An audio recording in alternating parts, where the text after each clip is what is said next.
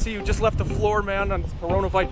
You're taking this are you taking this vote too seriously wearing a mask right now? Look, members of Congress are human petri dishes. We fly through the dirtiest airports. We touch everyone we meet. So this is Revorec Recruitment Solutions. My name is Seb and we do regular videos on the subjects of business and management, leadership and recruitment. So in today's video, I'm going to be trying to make sense of the current outbreak of a virus that I cannot mention the name of because we may get demonetized in the future. When we finally do get monetized, if enough of you guys watch our videos, subscribe to our channel, clicking the bell icon.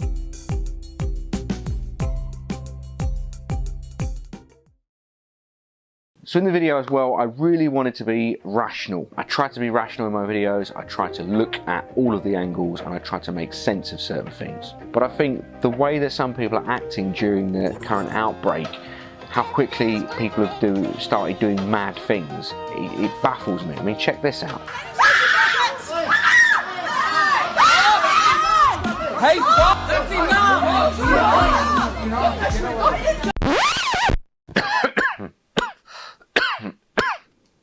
Got a cough.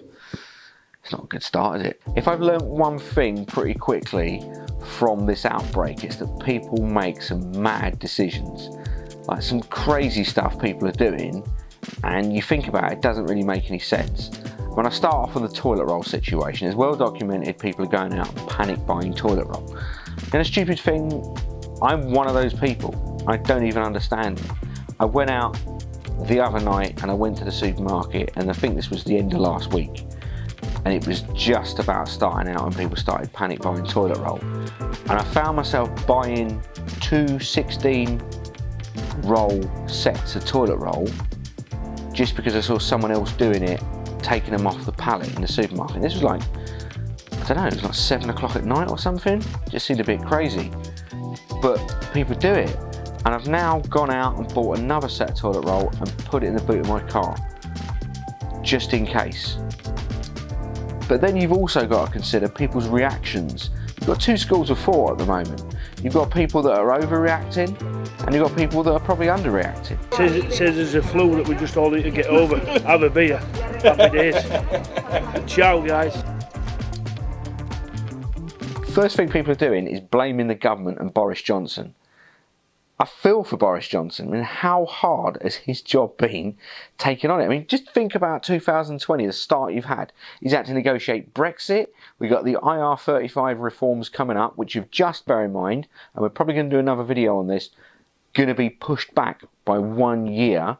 If you see my previous video in the link there, I can tell you more about it. Thing is, in a situation like this, people look for leadership. They look for answers. The facts of the matter, there aren't any answers out there. No one has had a situation like this before, and no one knows how to react to it. People are looking back and talking about the 1918 Spanish flu.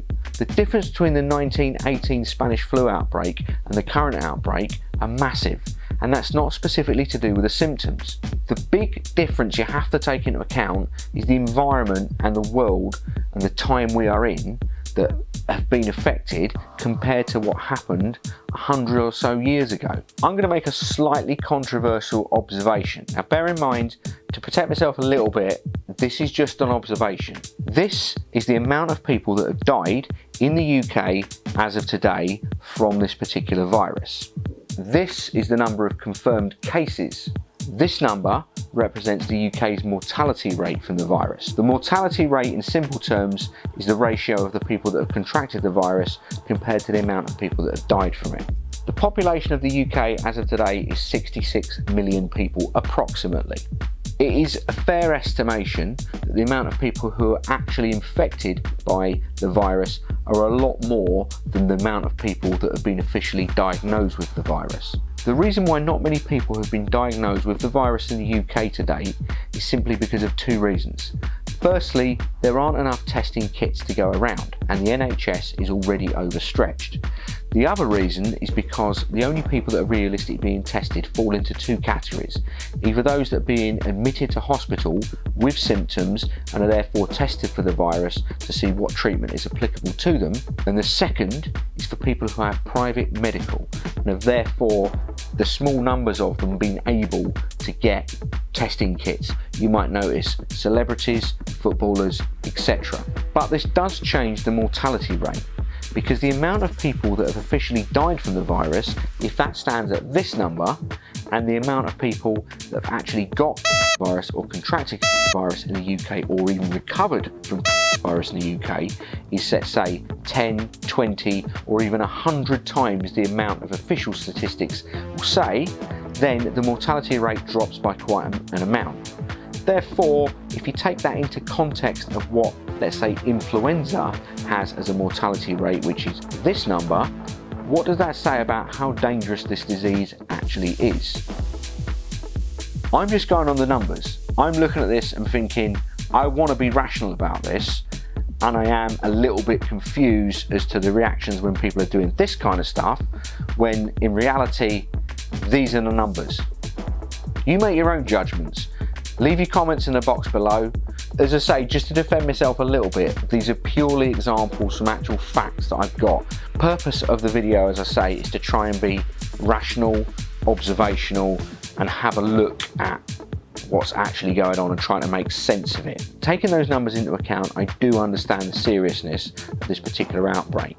And obviously there are people that are vulnerable. Me personally, if I was to contract it, I would feel absolutely awful if I found out that I was someone who'd passed it on. Let's say I was one of those asymptomatic people.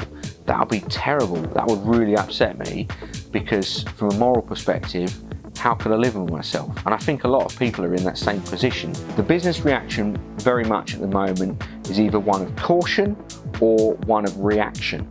Caution, right, we're putting on hold vacancies, we're putting on hold interviews, we're putting on hold hiring plans. Or the reaction from business is very sudden. We're going to make this group of people redundant. We're going to all of a sudden shut down plans for this. We're going to close this off.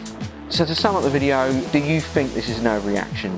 Do you think that actually it's not an overreaction? How do you think the government's handling it? How do you think business are handling it? What's your experience in your own situation? Are you a toilet roll frenzied maniac? Let us know your thoughts and comments in the boxes below. If you like the video, you know what to do. Subscribe to the channel. We're going to do probably quite a few more videos coming up the way things are at the minute. Also, click the bell icon so you don't miss any one of our upcoming videos either.